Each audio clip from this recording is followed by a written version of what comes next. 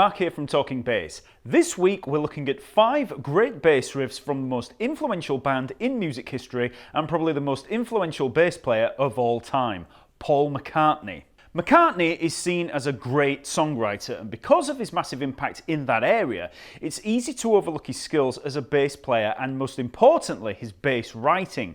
So today I'm going to break down 5 bass riffs that give a good representation of his approach and style. And bear in mind that I'm looking at bass riffs here, so I'm avoiding doubled guitar riffs, of which, there are many classics like Day Tripper, etc. And I'm also avoiding the more traditional melodic bass lines that might work through a chord progression like, let's say, Penny Lane. So I'll be looking more deeply into some of those in a later lesson. These are bass riffs that we can look at in isolation. As always, remember to like, subscribe and leave a comment to let me know which is your favourite Beatles tune and which ones you'd like me to break down. The lesson material and tracks are all there over at Talking Bass, so just click on the link in the info below to check them out. And while you're there, be sure to check out the lesson map where you'll find hundreds more free bass lessons on every topic imaginable. So just click the link below or in the card and go check it out. Now, before I get started, it's worth mentioning that I'm using a 50s precision reissue strung with Labella flat wound strings. I don't have a Hofner or a Rickenbacker, so I'm just going with as traditional a bass tone as I can, and I won't be focusing too much on the McCartney tone itself. I'll be using a pick for many of the riffs to get more of a bouncy tone out of these flat wounds, but feel free to play them with your fingers as well. So let's start with one of the most popular bass riffs in the Beatles catalogue, Come Together, from the Abbey Road album. It's 84 beats per minute and it sounds like this.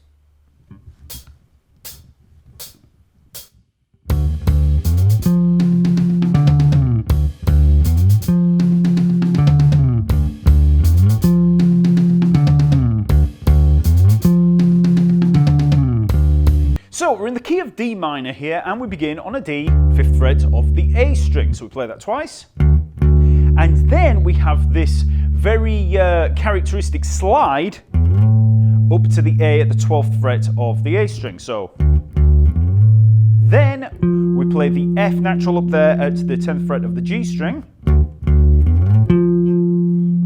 And then we play the D at the 12th fret of the D string.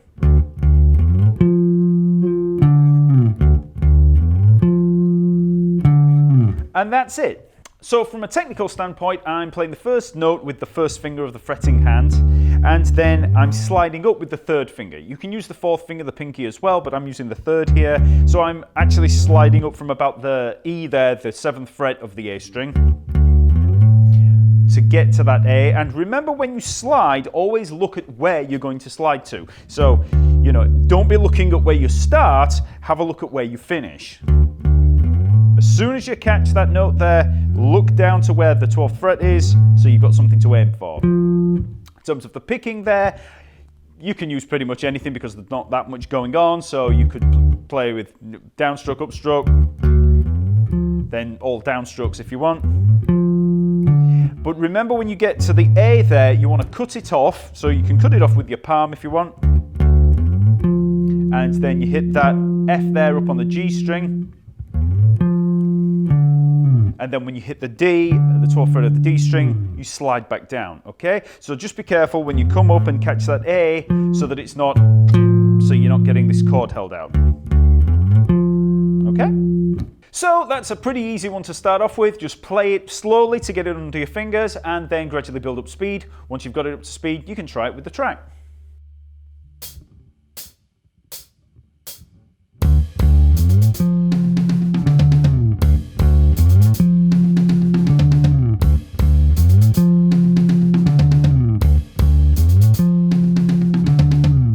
Next, we've got one of my personal faves in the shape of Everybody's Got Something to Hide Except for Me and My Monkey from the White Album. It's 120 beats per minute, and there's a few variations on this that I'm going to go through, but the main riff there sounds like this.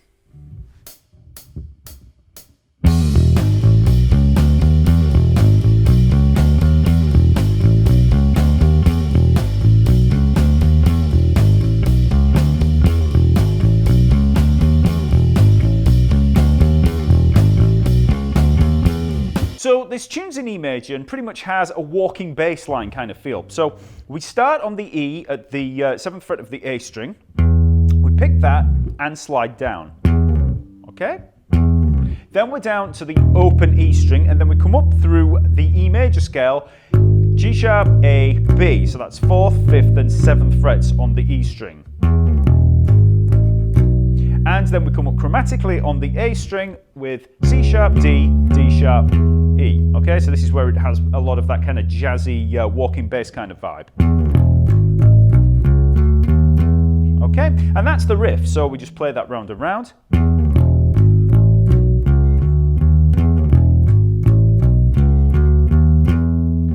Now, there are two variations that I ought to mention, and he moves between these at certain points.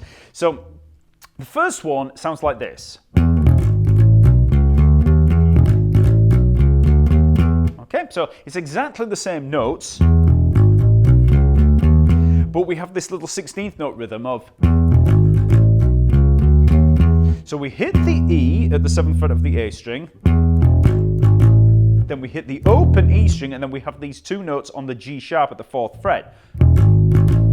Okay, so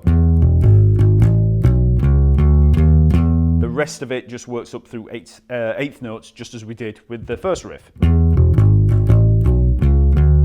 So it's got more of a bounce. The second variation has more of an offbeat 8th note kind of feel, and it sounds like this. Okay, so again, start on the E at the 7th fret of the A string, then the open E string, then we come up G sharp and the A, so 4th fret, 5th fret, and then we have offbeat 8th notes on the A sharp, the 6th fret, and the B at the 7th fret. 1 and 2 and 3 and 4 and 1 and 2 and 3 and 4 and. Okay, so that's the feel. So that's the second variation. Paul McCartney employs those variations throughout the song, just, on the fly. But we can make an exercise out of these just to get playing through them. So I'm going to play the first riff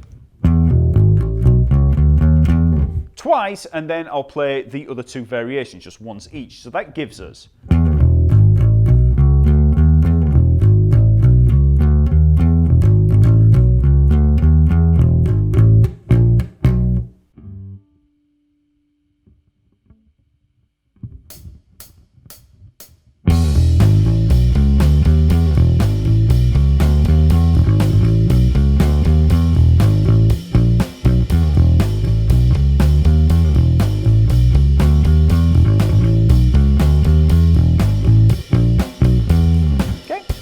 Next, let's have a look at I Want You from Abbey Road. Now, there's quite a bit of bass going on in this song, but I'm going to focus on one particular section where we get the bass playing pretty much solo. It's 120 beats per minute, or 60 beats per minute if you count it as 2/2 time, and it sounds like this.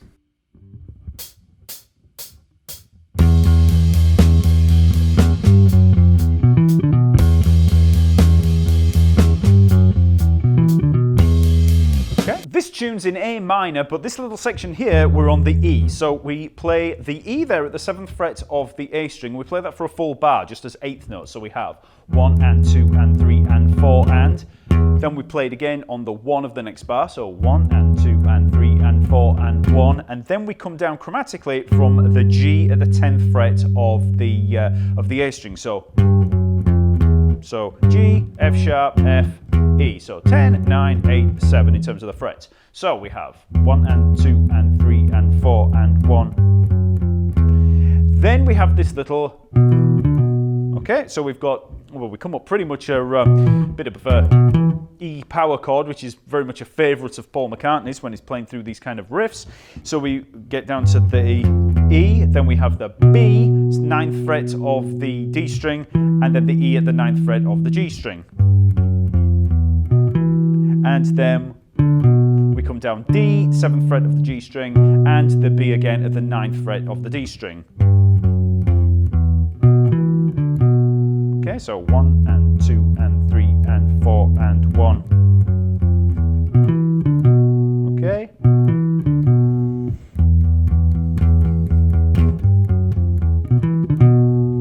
Now, just as a little technical tip, you can actually employ something that I refer to as joint barring here, so that you don't have to bring too many fingers into play. So as you come down, when you come across on the 9th fret, you can actually shift the pressure on your finger, either the 3rd finger or the 4th finger, so that you just use one finger, because some people will try using 2 fingers there, but I find it a lot more efficient to just use one. So if you come across, we're not holding down a chord like this, we're just shifting the pressure. So you're kind of playing with the pad or the front of the finger there for the B at the 9th fret of the D string, and then you just pull back on the finger so that you're taking the G string with around that joint there. So you can just get used to moving between the D and the G string there on the 9th fret. You don't want to hold them both down together. You just move between them. Okay? So that way you don't have to bring any more of the fingers into play. So like I say, I refer to that as joint barring, because we're pretty much barring across the strings, but using the joint there to shift. Just as one other technical tip with this, if you're not going to use a pick and you're going to use your fingers, when you get across, you want to rake when you're coming back across. So if you take the B there with the 1st finger of the picking hand, you know, when you get onto the 9th fret there, then play with the 2nd finger when you get up onto the E on the G string. Then when you come down on the D and the B, just rake across with the 1st finger. Okay, and that'll probably make things a little bit easier. Okay, so start out slow with that, build up speed, and then you can try with the track.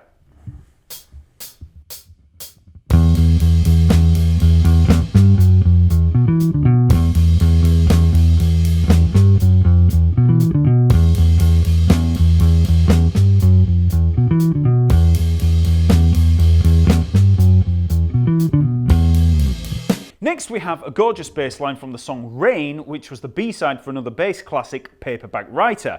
It's got a lot of McCartney feel in here, it's 112 beats per minute, and it sounds like this.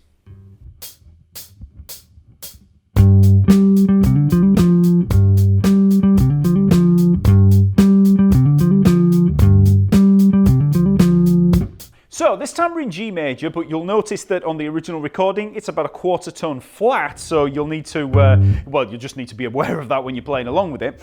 So we start on a G here at the 10th fret of the A string, and you know, when you're playing up in this area, which Paul McCartney does a lot, it really does stand out in the mix. You get that really lovely sound in there. It really draws attention to the bass. You know, a lot of people always think, you know, bass has to be down here low, but you'll hear loads of McCartney bass lines where they're really high up. And we start on that G there at the 10th fret of the A string, and then we jump up to the octave at the 12th fret of the G string, so we're getting really high here. So we've got a dotted 8th note, 16th note rhythm there, and then we've got this little legato section here. So we have C to D, 10th to 12th fret on the D string, which you can hammer on. So play with the 1st finger there, hammer on with the 3rd finger, and then same thing again on G string, F to the G, 10th fret to 12th fret, hammer on, and then you play the F at the 10th fret of the G string to finish. Okay, so that's the bass line. Now, as I mentioned, this bass line has got a lot of that McCartney feel, and you'll notice that a lot of his bass riffs have this kind of line, where we have the 4th to the 5th there. You've got the root, then the 4th, 5th, and then either moving up to the flat 7 there or up to the octave. You know.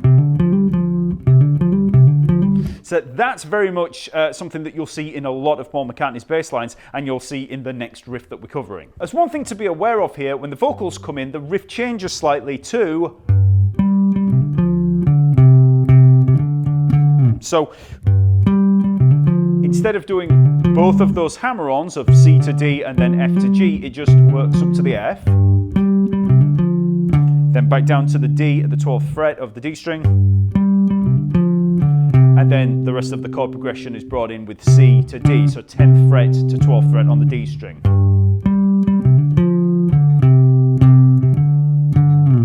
Okay? So So let's try that riff with the track.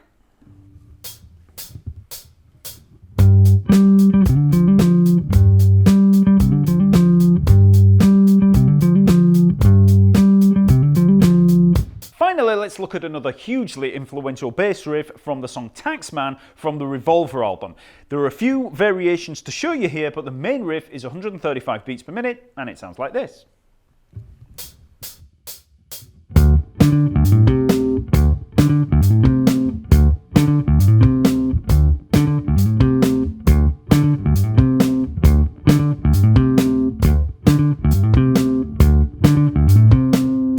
So this riff's in D, and we begin on a D at the 5th fret of the A string.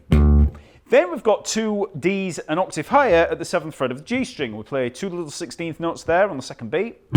So. Then we have this little hammer-on section. So we have open D string, then G to A, 5th fret to the 7th fret of the D string. And then we hit the C up there at the 5th fret of the G string. So,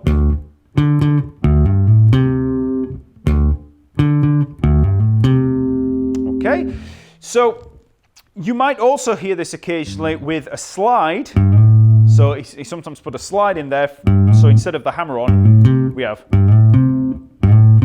Okay, and you can hear the difference. Sometimes you'll hear, and sometimes you'll hear. Okay, so. Either way, you need to work on both of those.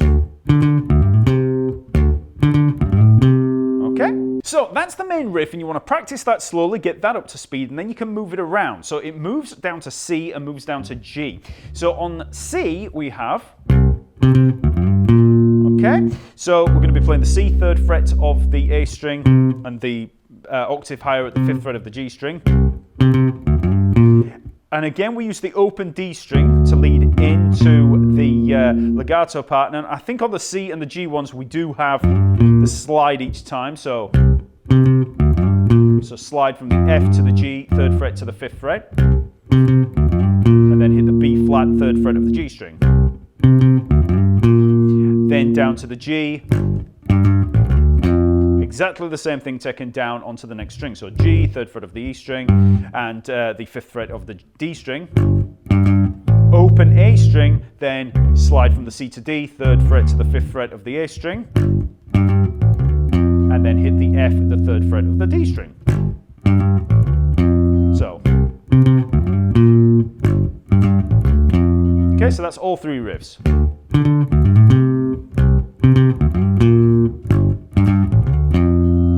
Now, as one extra variation, you'll hear this little busy riff a little bit later on in the song.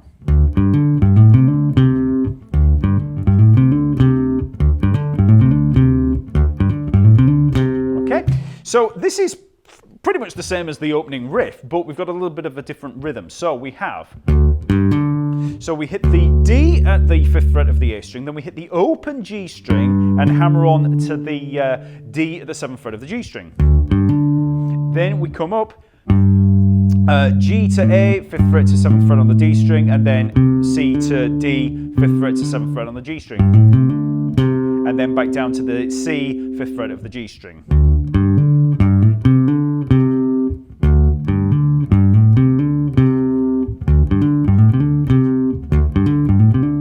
Okay, so, you know, it's just a little bit of a busier variation on that opening riff. So let's just have a listen to those first three riffs with the track.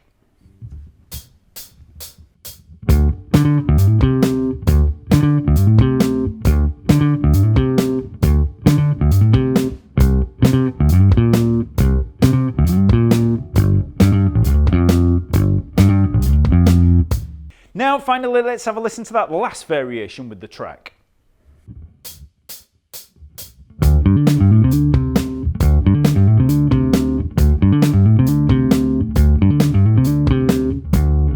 Okay, so that's 5 classic McCartney bass lines from the Beatles, and as I said, please like, subscribe and leave me a comment to let me know your favourite Beatles bass line. Hopefully I'll be able to cover it sometime in the near future. So remember to follow the link over to Talkingbass for that lesson material and tracks, and I'll see you next week.